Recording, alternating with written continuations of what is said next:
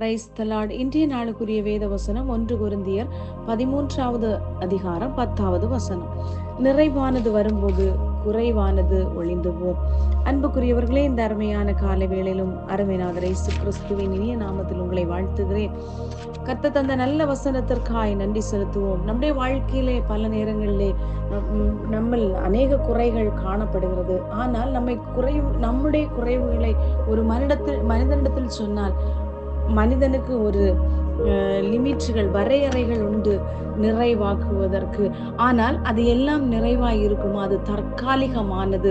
இன்னொன்று, மனிதர்களிடத்தில் சில காரியங்களை நாம் எதிர்பார்க்கும் போது அவர்கள் மீண்டுமாய் நம்மை நான் இதை செய்தேன் என்று சொல்லுவார்கள். ஆனால் நாம் எந்த சூழ்நிலையில் எவ்வளவு குறைவோடு காணப்பட்டாலும் அதை நிறைவாக்குகிற தேவனை நாம் ஆராதிக்கிறோம். எப்படியாய் ஒரு இருளின் பாதையிலே ஒரு வெளிச்சம் வரும் பொழுது எப்படி இருள் விலக தொடங்குகிறதோ அதுபோல நிறைவான கிறிஸ்து உங்களில் வரும் பொழுது உங்கள் குறைவுகளை எல்லாம் தன்னுடைய மகிமையிலே இயேசு கிறிஸ்துவுக்குள் அவர் நிவர்த்தியாக இல்லையென்றால் நிறைவாக மாற்ற அவர் வல்லமுள்ள தேவனை நாம் ஆராதித்துக் கொண்டிருக்கிறோம்.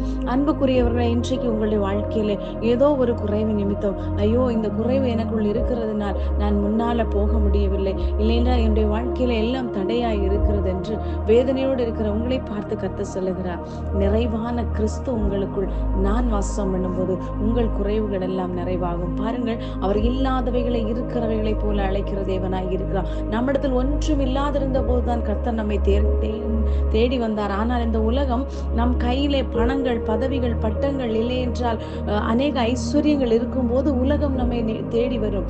ஆனால் ஐஸ்வர்யத்தின் காரியங்கள் கொஞ்சம் குறைந்து விட்டால் இந்த உலகம் நம்மை தூற்ற ஆரம்பிக்கும், இல்லை என்றால் நம்மை குற்றப்படுத்த ஆரம்பிக்கும். நம்மை குற்றப்படுத்தாமல் நம்முடைய குறைவுகளிலே நம்மை சிநேகிக்கிற ஒரு ஆண்டவரை நாம் ஆராதித்துக் கொண்டிருக்கிறோம். ஆனபடினாலே கர்த்தருடைய வேதம் இப்படியாய் சொல்லுகிறது, சிங்க குட்டிகள் தாட்சி அடைந்து பட்டினியாய் இருக்கும், கர்த்தரை தேடுகிறவர்களுக்கு ஒரு நன்மையும் குறைபடாது. இன்றைக்கு அந்த கர்த்தரில் நாம் விசுவாசிப்போம். பாருங்கள், அவர் நமக்காக அத்தனை குறைவுகளையும் அவர் ஏற்றுக்கொண்டார். பாருங்கள், சிலுவையிலே அடிக்கப்படும் போது அவர் அந்த கேடு அடைந்தவராய் இருந்தார், அழகற்றவராய் தோன்றினார். எதற்காக? நம்முடைய அழகில்லாண்மையை அவர் நம்மை மறுரூபப்படுத்தி நம்மை அழகு பார்ப்பதற்காக அவரே அத்தனை அகோரங்களையும் ஏற்றுக்கொண்ட ஒரு தேவனார். ஆகையால் இன்றைக்கு அவருக்குள் நாம் நிறைவுபடுவோம். அவர் நம்மை நிறைக்க வல்லமை உள்ளவராய் இருக்கிறார். ஆகையால் நிறைவானது வரும் பொழுது குறைவானது ஒழிந்து போம். கர்த்தர் தாமே உங்களை ஆசீர்வதிப்பாராக. ஆமென்.